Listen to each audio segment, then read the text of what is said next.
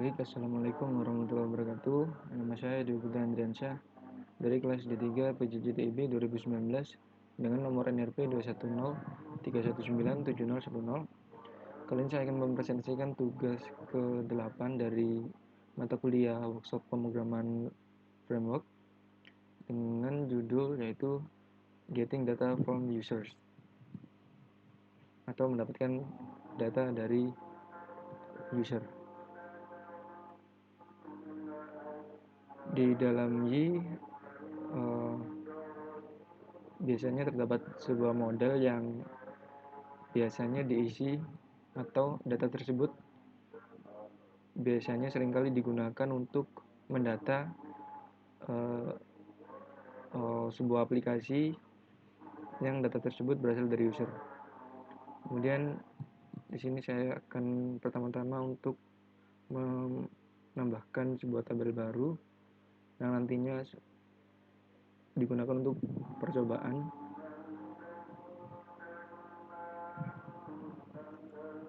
Tabel komen dengan kolom ID, nama, email, country, kemudian state dan teks.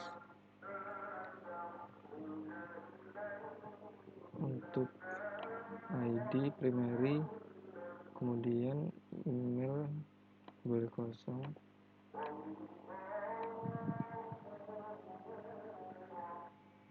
nama varchar dengan panjang 100, email varchar dengan panjang 255, kemudian country varchar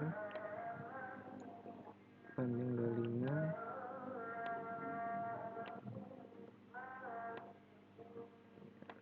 teks.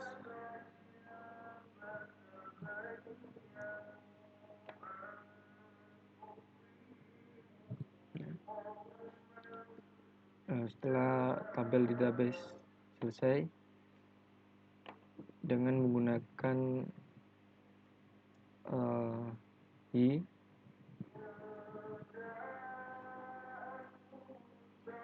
maka model untuk tabel tersebut akan otomatis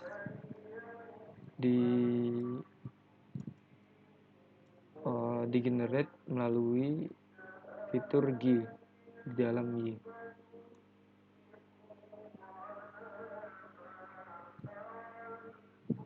Dengan menggunakan fitur model generator, semua yang diperlukan untuk menghubungkan atau mengambil data dari aplikasi ke database maka akan otomatis.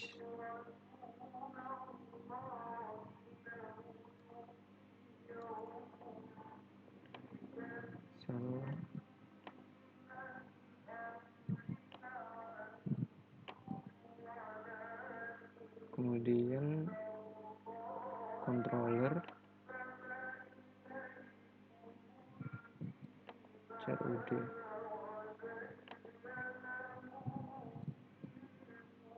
model class app models comment app models comment, kemudian yang terakhir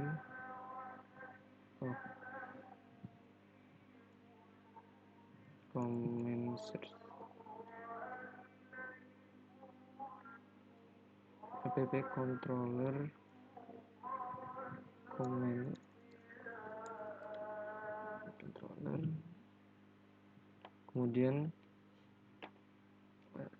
otomatis CRUD-nya akan di-generate melalui G dan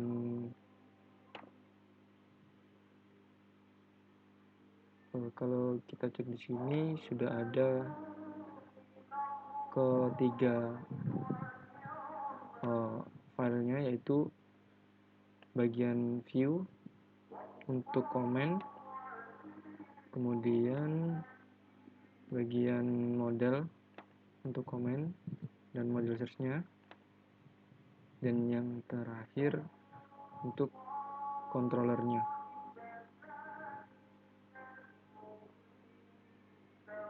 Kemudian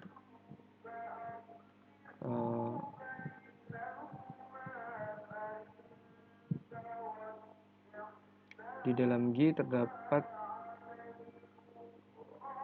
tampilan untuk mengisi data yang biasanya ada di dalam view, kemudian file create PHP. Jadi di sini adalah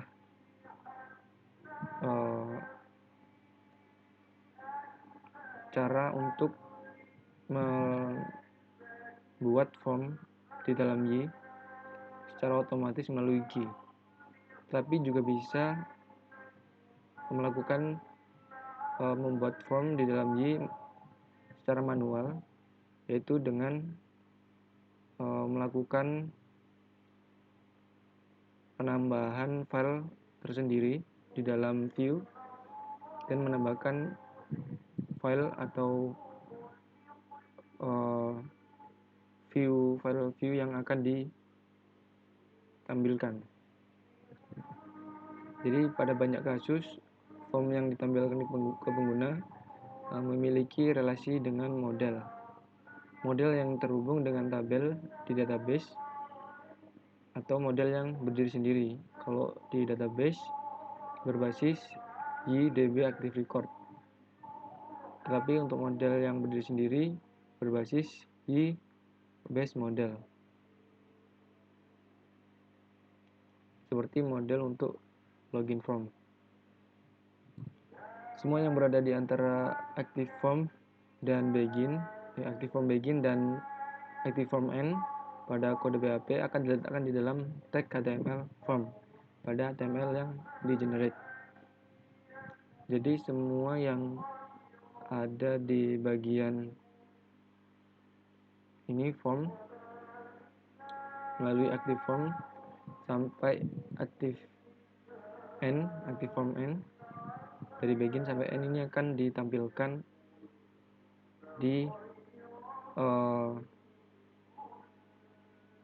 bagian file PHP yang akan di-generate di tag HTML form.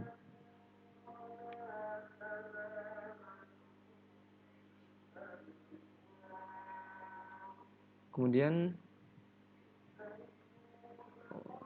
untuk membuat elemen pada form beserta label dan validasi script-nya dapat dilakukan dengan memanggil metode active form field. Dengan kode PHP yang menggunakan active form field akan menghasilkan file HTML yang berisi elemen form, label, dan input dan tag-tag lainnya sesuai template yang digunakan. Atribut name pada elemen input akan di-generate secara otomatis dengan pola name model, kemudian nama atributnya, misal login form username. Kalau kita cek di sini routing comment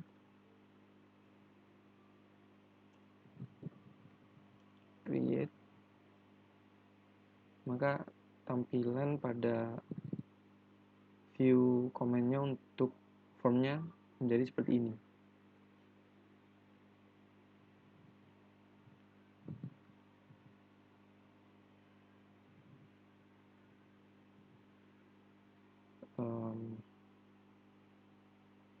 Ada juga yang menggunakan melalui beberapa atribut seperti ini, username, password, dan email, dan arusnya dibentuk seperti ini. Kemudian atribut ini akan dideklarasikan pada view-nya seperti ini.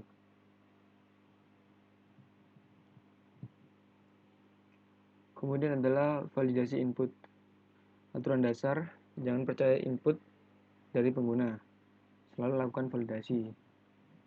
Input dari pengguna yang dimasukkan melalui model dapat divalidasi dengan menggunakan metode Y-based model validate. Metode di atas akan mengembalikan nilai true jika proses validasi berhasil, dan jika mengembalikan pesan error jika tidak.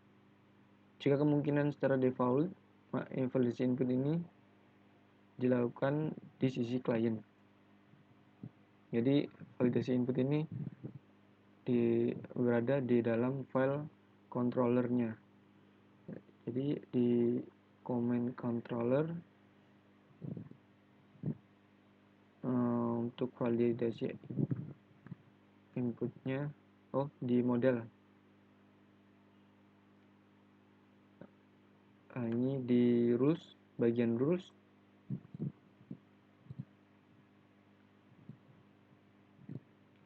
Pada bagian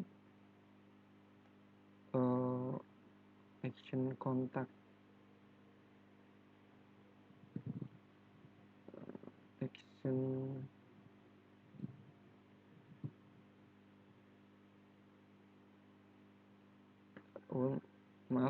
Ada di bagian controller.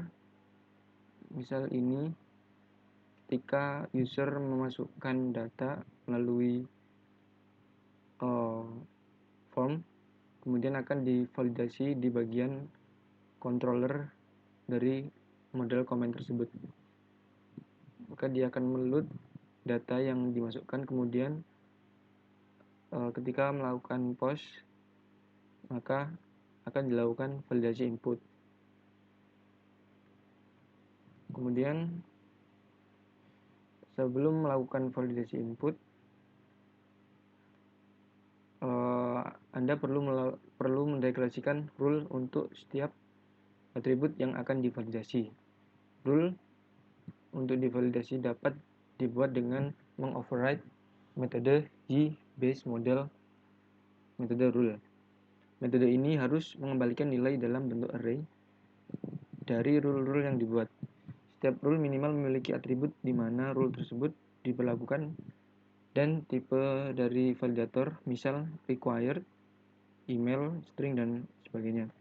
Setiap rule dapat digunakan untuk mengatur satu atau beberapa atribut sekaligus. Untuk melakukan deklarasi rule ada pada model comment-nya, model tabelnya, kemudian pada bagian function rule seperti ini.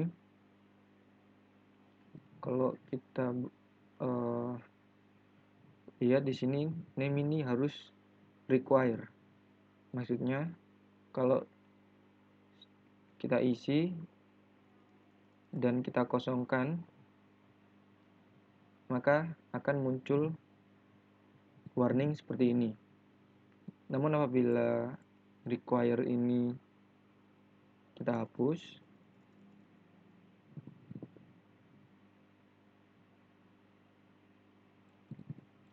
seperti ini saja.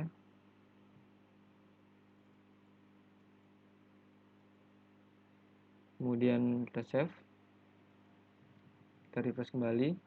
Apabila tidak kita isi, maka dia akan tidak terjadi peringatan atau warning. Kemudian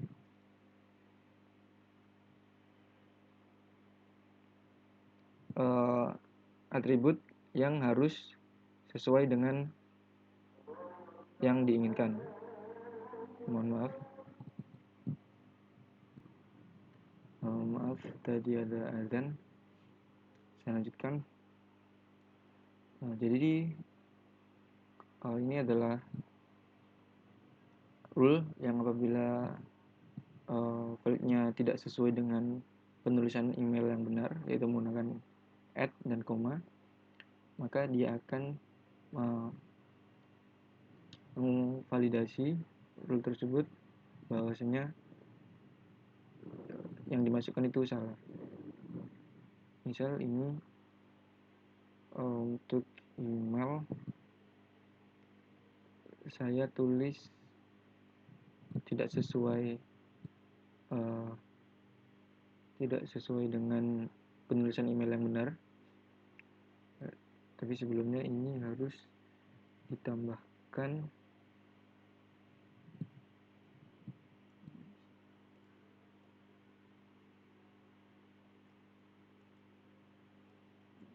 untuk email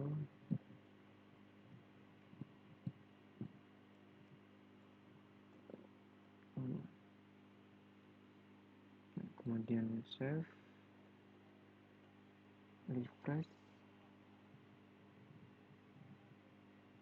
misal Andre. Nah, maka ini akan tampil warning karena penulisannya salah. Tapi kalau misalnya tulisannya benar, @gmail.com misal, maka warningnya akan hilang karena sudah sesuai dengan rules yang ada.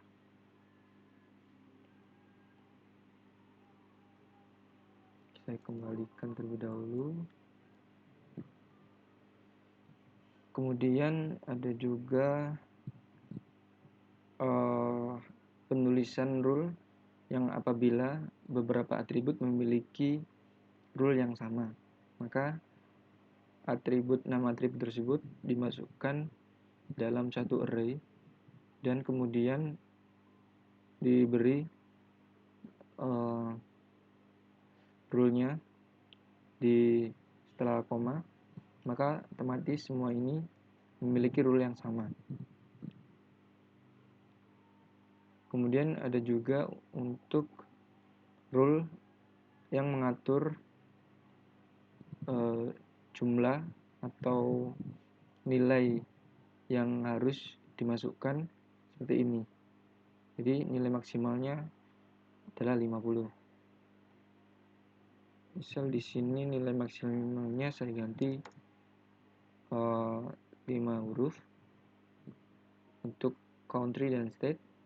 Saya save, saya refresh, dan apabila saya isi 5 huruf, ini akan aman-aman saja. Tapi kalau saya isi lebih dari 5 huruf, ini sudah tidak bisa dimasukkan kembali. Maksimal hanya 5.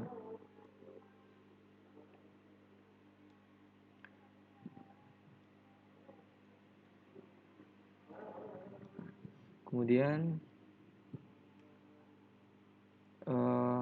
custom error message. Jadi hampir semua tipe validator memiliki pesan error masing-masing. Untuk mengcustomize pesan error dapat dilakukan dengan menambahkan properti message ketika mendeklarasi sebuah rule. Jadi seperti ini, menambahkan properti message, kemudian dimasukkan pesan errornya yang ingin ditampilkan kepada user yang memakai. Beberapa validator mendukung properti tambahan yang dapat digunakan untuk menampilkan pesan error yang lebih detail. Seperti ini, pesan error yang lebih detail. Misal ini kan tipe integer, memiliki minimal 5 dan maksimal 10. Apabila user mengisi lebih dari 10, maka kan muncul pesan error seperti ini. Langsung saya coba saja di sini. Misal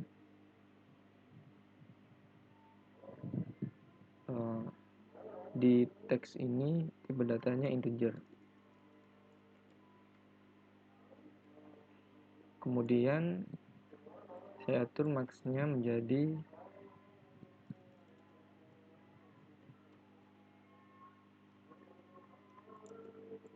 10. Saya save. refresh. Pada teks, kalau saya isi lebih dari 10, misal 11,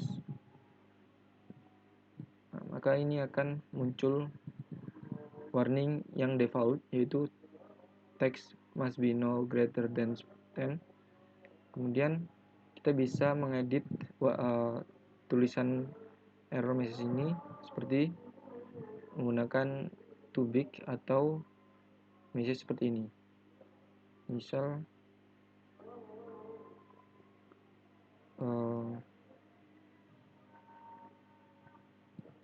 saya isi too big. Apabila nilainya terlalu besar, maka tulisan pesan error yang akan tampil menjadi nilai tidak boleh lebih dari 10. Save, refresh. Misal saya isi 12, maka pesan yang tampil akan menjadi sesuai yang saya atur tadi.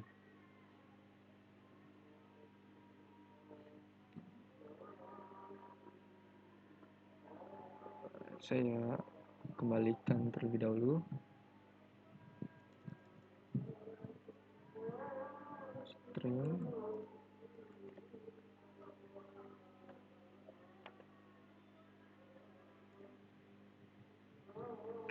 Kemudian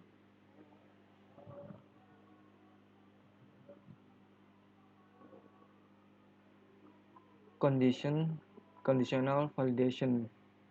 Validasi juga dapat dilakukan hanya jika kondisi tertentu terpenuhi. Hal di atas dapat dilakukan dengan cara mengisi properti when dengan fungsi yang berisi kondisi yang diinginkan.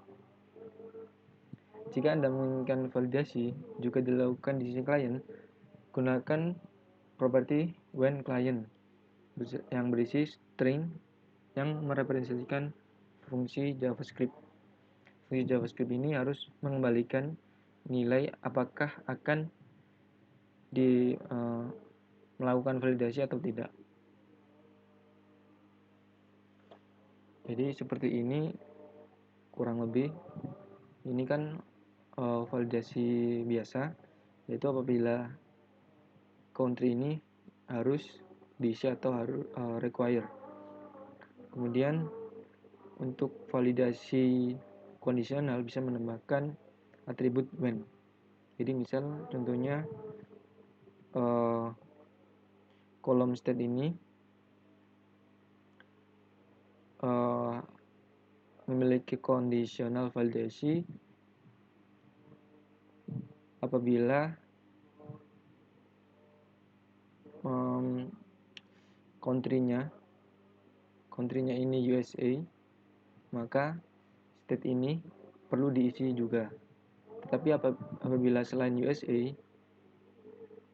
misal country-nya selain USA, maka tidak ada warning message di bagian state-nya. Langsung saya coba saja di sini di bagian state.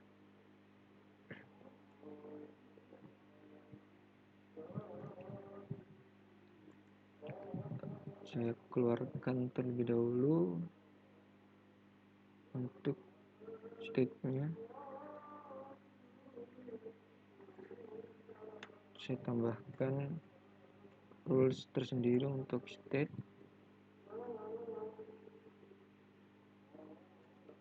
Kemudian string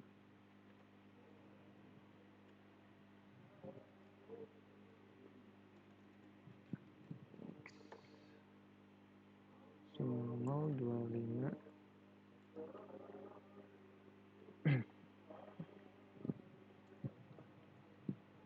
Kemudian tambahkan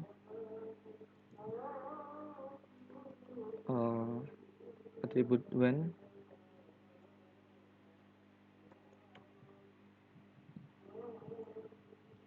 when function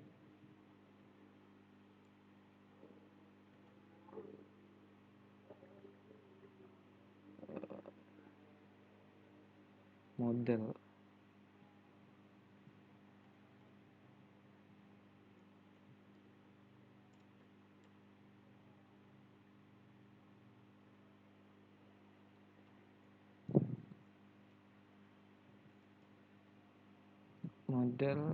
kemudian return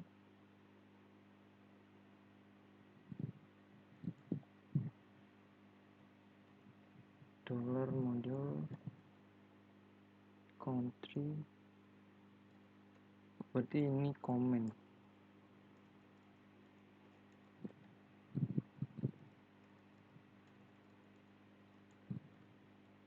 country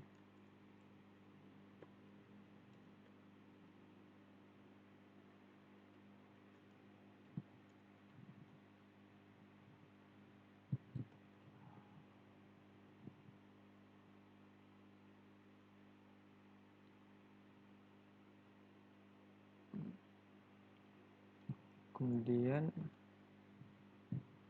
enable client validation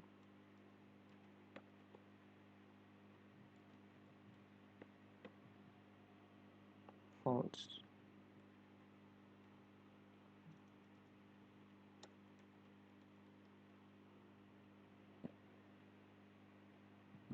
Selesai.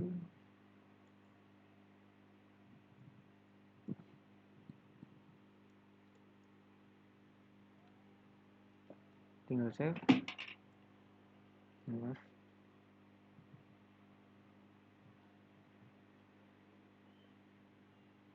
Ini apabila saya isi USA, kemudian state-nya saya kosongin,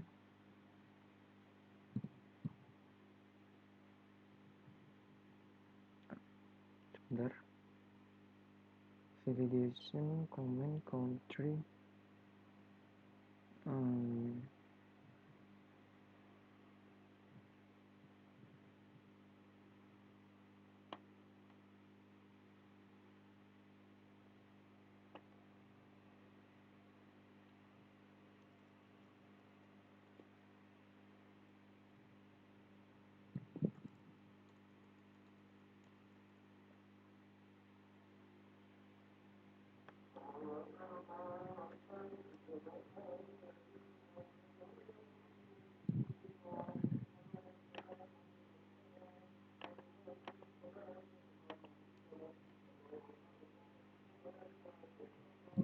sebentar saya perbaiki terlebih dahulu.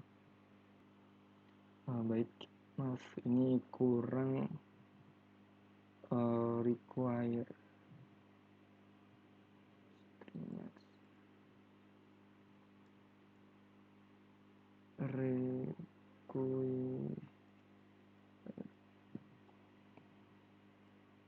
ini juga save, refresh, micro validate next.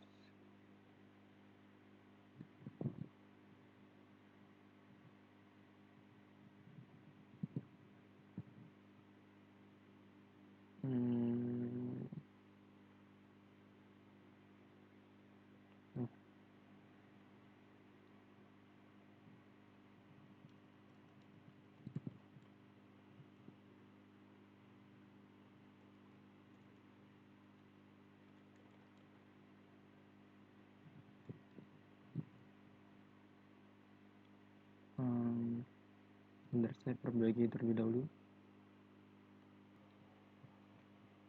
Baik, ini sudah saya perbaiki seperti ini. Jadi apabila field pada country ini berisi USA, maka harus membutuhkan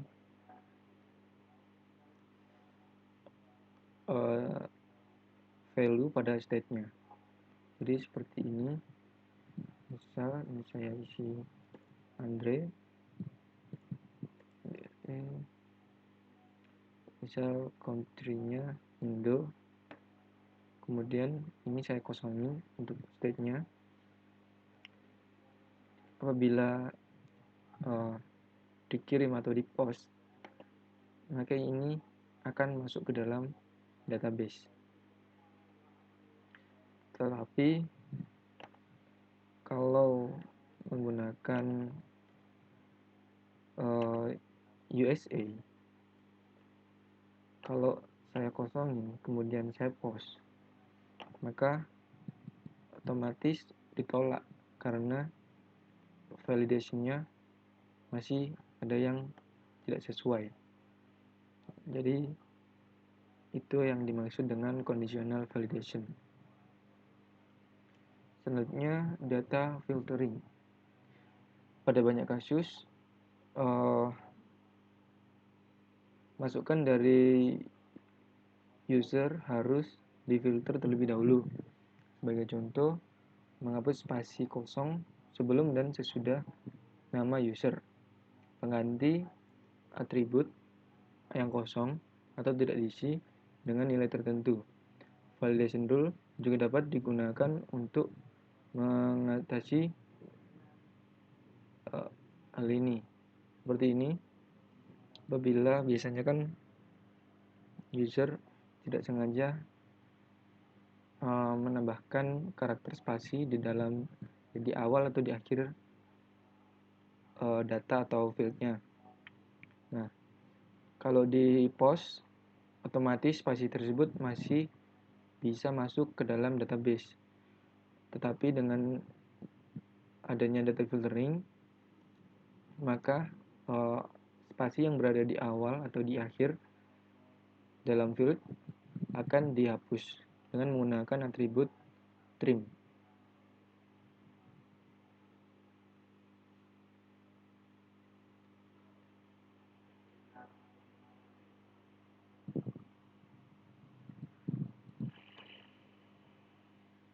Baik, kemudian untuk default, yaitu yang tadi, apabila username dan emailnya kosong, maka akan otomatis diisi nilai 0.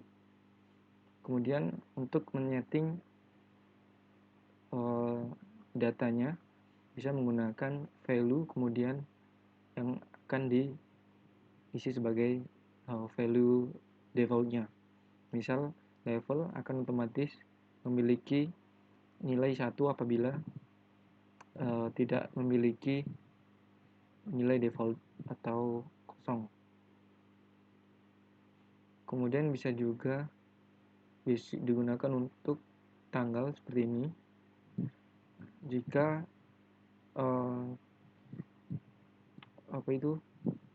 nilai default untuk from dan to kosong, maka akan otomatis diisi tanggal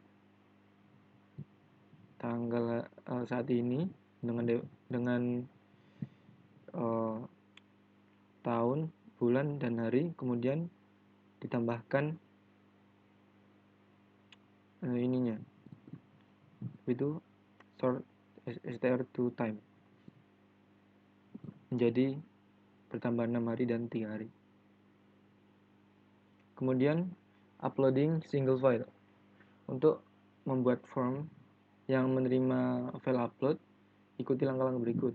Pertama, membuat atau mengubah model agar dapat menangani file upload. Kemudian, membuat atau mengubah view yang akan menerima file upload. Dan yang terakhir, mengubah atau membuat controller yang akan menghubungkan view dengan model. Kemudian untuk mengatur uploading single file pada model, maka perlu menambahkan class library yaitu y web upload file. Ini kemudian tambahkan sebuah variable atau atribut baru yang menerima file pada model, misal variable file 1. Setelah itu setelah menambahkan file atribut, kemudian tambahkan rule yang menyatakan bahwa atribut atau file di atas adalah sebuah file. Seperti ini.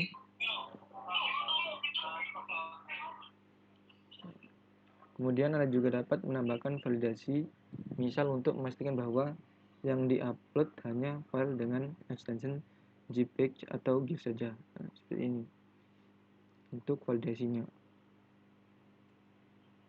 Dan ini untuk menyatakan bahwa variable file itu adalah tipe file.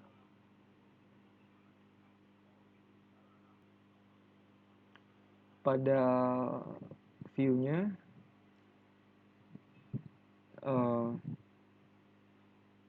tambahkan parameter option, kemudian encrypt multipart from data pada active from begin agar file upload dapat dilakukan. Kemudian gunakan metode file input yang akan membuat form input yang akan menerima file. Jadi menambahkan ini option encrypt ini untuk mengambil data dari user, kemudian memasukkan ke dalam file input. Kemudian pada controller, karena ini menghubungkan view dengan model, maka menambahkan class upload file dan menggunakan metode save as. Kemudian